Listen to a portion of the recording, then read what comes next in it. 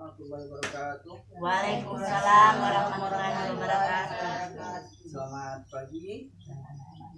Ya, jadi saya ucapkan terima kasih banyak pada ibu-ibu karena pada pagi hari ini sudah hadir dalam pertemuan rutin kita di bulan Juni ini. Jadi pada pertemuan ini kita akan bersama-sama belajar tentang modul 1. Banyak modulnya, ada 5, tapi kita belajar modul 1. Apa itu modul 1, Bu? Di sini kita akan belajar bersama-sama untuk menjadi orang tua yang lebih baik. Ini kan di sini sudah jadi orang tua semua. Ada anaknya, ada suaminya, ya. Yang bahaya ada anak, nggak ada suami. Ya, jadi kita berusaha untuk menjadi orang tua yang lebih baik.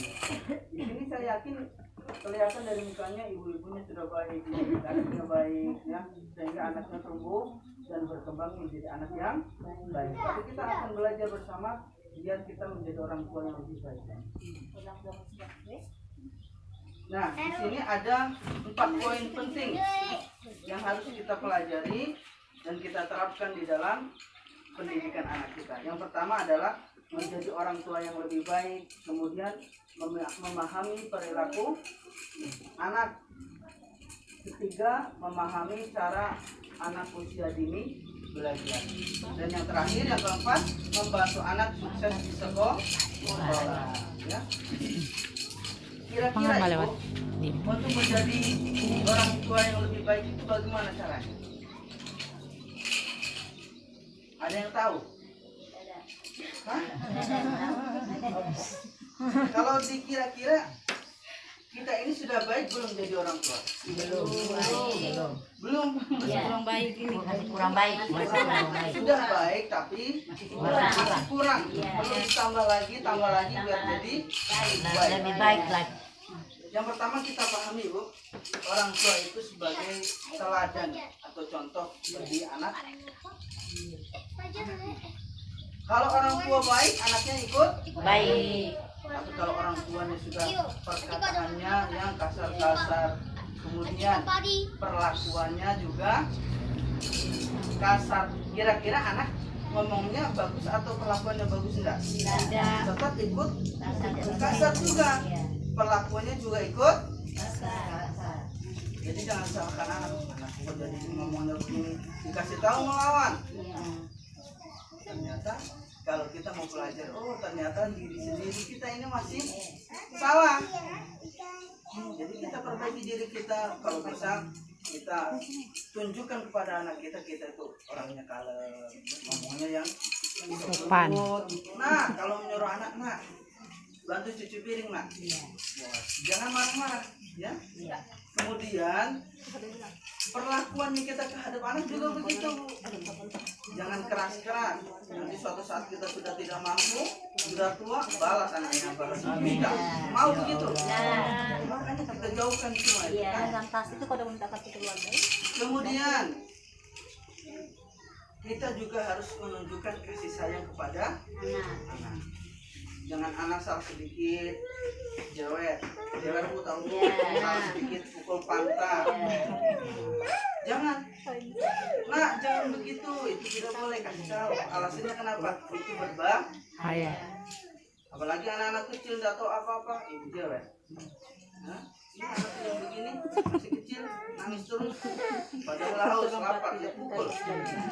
Nggak paham, ya. Kemudian ini yang sering terjadi. Pola asuh itu bukan hanya pada ibu, tapi juga bapak atau ayah. Jadi ayah dan ibu harus kerjasama, saling membantu, mengasuh, membimbing, mendidik anak. Memang tanggung jawabnya berbeda. Ayah mencari nafkah, tapi harus ada kerjasama. Mentang-mentang dia mencari nafkah, dia tinggalkan rumah, tinggalkan anak, pulang rumah tidur, enggak. Harus saling mendukung. Kalau bapaknya lagi sibuk, mamanya harus tahu, ya. Kalau mamanya lagi sibuk, bapaknya lagi tidak sibuk, boleh gantian mendidik, ya. Bukan hanya ibu saja. Kemudian ini yang sering terjadi, menghindari konflik di depan Anak. Sudah konflik bagaimana bertengkar. Bertengkar. Sering kita kan kalau sudah rumah tangga itu aduh tidak bisa dihindari. Sudah jadi bumbu keseharian kita itu pasti ada konflik. Tapi usahakan ketika konflik atau bertengkar dengan orang istri atau suami kita jangan di depan anak. Tunggu anak tidur boleh. Anak tidur ramai baru bangun, jangan gitu ya. Nah, pergi bermain boleh di situ diskusi agak panas. Tapi jangan di depan anak. Nanti anak terbiasa dengan hal-hal yang tidak bagus. Masuk ke pola pikirannya tidak bagus juga, ya. Kemudian, ya, saya yakin ibu-ibu, bapak semua itu yang ada di sini sibuk. Tapi kita perlu meluangkan waktu bersama anak. Karena jangan sibuk, anak gak pernah dilihat, gak pernah dikasih sayang, ya, atau apalagi diajak bermain bersama, gak pernah. Jangan, ya. Yang pertama itu kalau kita meluangkan waktu, kita harus anak kecil, kemudian anak usia dini harus diajak bermain bersama, diajak ngobrol, berbincang. Kalau di orang kota kan biasa dibacakan buku dongeng. Tapi kalau kita mungkin di sini cukup ditanya kabar, bagaimana kabar di sekolah tadi belajar apa, kan jarang ditanya, ya kan? Nilainya berapa? Pernah enggak tanya begitu? Pernah. Bagus itu kalau pernah harus dijalin biar anak itu merasa diperhatikan. Kemudian yang kedua itu harus ada pujian. Udah bernilai 10, anak saya pintar, ya. Udah bernilai 10, dipertahankan nak, ya. Kalau dapat 80, wah pintar. Ini berarti mau disingkatkan lagi dia dapat Bodoh. Kalau datang tanggal 8 Coba. itu pintar. bodoh karena di sekolah ini dia dapat Nggak boleh begitu. Kalau anaknya dapat 0, kita jangan langsung kasih justice atau Iya. bodoh kamu. Jangan. Tapi ini dapat 0 kenapa? Tanya baik-baik. Ya. Kalau sudah baik, oh berarti anak ini harus butuh belajar. Belajar itu kalau anak kecil suruh belajar sendiri tidak mungkin, harus didampingi ibunya atau bapaknya. Ya, kalau ada kakaknya, suruh kakaknya membantu. Ya. Juga ini berhubungan tadi dapat 0, yang orang tua ketika ini harus mengendalikan emosi. Biasanya karena emosi sesaat atau lagi marahan dengan tetangganya, dengan suaminya, anaknya jadi korban. Kebanyakan begitu. Sudah berapa kali dipukul pantatnya itu. Jadi jangan, ya, dijawab anaknya padahal dia marah sama tetangganya. Jangan. Jadi pola kasih sayang itu harus ada di dalam rumah biar anak betah di rumah, ya. Jangan datang dari main marah lagi main terus, jangan, ya. Harus ada kasih sayang. Kemudian memahami cara anak usia dini belajar. Ada anak balitanya, Bu, 5-6 tahun itu kan sudah mulai belajar di PAUD. Bagaimana cara belajarnya mereka? Ternyata anak-anak itu belajarnya berbeda dengan kita. Dia sukanya belajar sambil bermain. Betul Ibu ini. Makanya di PAUD itu ada perosotan, ya, ada apa lagi itu? Macam-macam permainan. Apa gunanya? Di situ biar melatih anak bermain. Bermain itu ada manfaatnya. Perosotan kalau tidak bisa menyeimbangkan diri, jatuh. Bisa jadi kepalanya itu di bawah. Ya, ada juga main ngobrol sama teman-temannya. Itu melatih apa?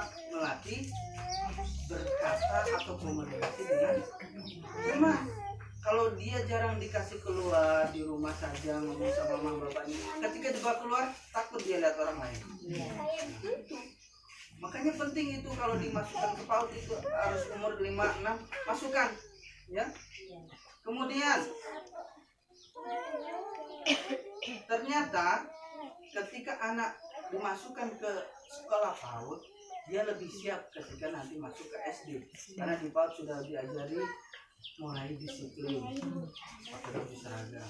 Kendati orang tua susah di rumah, tapi ujung-ujungnya mau pakai sepatu, bawa buku, bawa tas. Itu secara tidak langsung sudah melatih mereka untuk berdisiplin. Jadi nanti ketika dia masuk ke sekolah SD sudah tidak kaget, sudah ada temannya dulu di PAUD, sudah dapat teman, sudah biasa disiplin, jadi sudah tidak kaget lagi, maka dia mudah untuk menyesuaikan diri. Nah, kemudian adapun permainannya harus disesuaikan dengan umurnya. Jangan gara-gara bermain sambil berbelajar sambil bermain, disuruh bermain terus. Kalau anak begini jangan dikasih pisau, kan itu berbahaya. Harus disesuaikan dengan umurnya. Ya, perempuan masak-masakan boleh, jangan laki-laki masak-masakan. Itu harus disesuaikan, Bu. Kalau itu mempengaruhi, suka dandan anak-anak laki-laki itu akan terbawa sampai ke dewasa itu, sehingga tumbuhlah bibit-bibit yang begitu. Kan kita tidak mau anak kita begitu. Makanya dilatih, jangan salahkan orang lain dari rumah. Ya. Pendidikan awal itu dari rumah. Dan yang terakhir, yang keempat, ini bagaimana caranya kita membantu anak kita sukses belajar di sekolah. Ibu senang nggak kalau anaknya dapat juara 1? Senang. Wah, disebut sampai juara 1 itu anaknya Tante Ria juara 1. Senang kita. Wah, juara 1. Tanya lagi tetangga, betul Tante itu anaknya juara 1. Itu senang, bangga. Padahal yang dapat juara siapa? Anak. Tapi juga di bawah juga namanya bagus. Tapi lain kebalikannya, kalau tidak naik kelas, coba. Anaknya Tante Ria tidak naik kelas. Dengar semua satu desa itu mau begitu, Bu. Tidak dong. Kita maunya anak kita menjadi anak yang pintar, sukses di sekolah. Lebih-lebih lagi nanti setelah sekolah dia menjadi anak yang baik, sukses. Nah, bagaimana sikapnya? Yang pertama adalah mendukung pendidikan anak di sekolah. Di dalam PKH sudah difasilitasi itu ya, anak sekolah dari SD, SMP, SMA. Lihat sepatunya, bajunya, tasnya, fasilitasi Bu, dukung. Ya, belikan bensin ya untuk sekolah, jangan jauh-jauh suruh jalan kaki kan. Kasihan. Kemudian kalau untuk anak usia dini, relakan waktunya untuk mengantar. Tidak mungkin dia belajar sendiri. Jadi ibu rela, ikhlas, tulus hati mengantar anaknya belajar sekolah. Ya. Nah ini, jangan sampai telat memasukkan anak ke PAUD, karena malah nanti saja langsung SD saja. Perbedaan ada Bu, setelah anak masuk ke PAUD, masuk SD, beda ada. Kalau orang langsung masuk SD masih takut-takut itu, tapi kalau sudah dipautkan dulu kemudian masuk SD sudah enak. Jadi kalau ada anak usia dini yang kita miliki, ya segera 5-6 tahun sudah boleh masukkan ke PAUD. Jangan ditunda-tunda, karena itu penting bagi kita dan bagi anak kita. Ya. Mungkin itu saja yang saya sampaikan pada kesempatan pagi hari ini. Jangan lupa Bu, kita berusaha bersama menjadi orang tua yang baik, ya. Dukung anak kita belajar berprestasi di sekolah. Kemudian kita memperhatikan perilaku anak. Kalau dia salah kita tegur dengan yang baik. Kalau dia baik kita puji dengan pujian yang baik. Kemudian mulai dari sekarang pelajari dan pahami cara anak itu belajar, bagaimana dia belajar, sukanya belajar bagaimana, itu karena anak berbeda-beda ya. Mungkin itu saja, mudah-mudahan kita bisa menerapkan di dalam kehidupan kita, di dalam rumah tangga kita, sehingga rumah tangga kita itu akan tumbuh dengan kasih sayang dan anak kita juga akan menjadi penyayang kepada orang tuanya ya. Amin ya Rabbal alamin. Mudah-mudahan apa yang kita harapkan dan apa yang kita bisa cita-citakan bisa terwujud di masa depan. Sebelum kita tutup, mari bersama-sama kita berdoa kepada Tuhan Yang Maha Esa agar segala halangan rintangan yang ada dalam hidup kita dipermudah, dan segala penyakit yang menimpa kita dan saudara kita segera dicabut dan diikat dengan kesehatan kita. Amin. Akhirul kalam. Wassalamualaikum warahmatullahi wabarakatuh. Waalaikumsalam warahmatullahi wabarakatuh.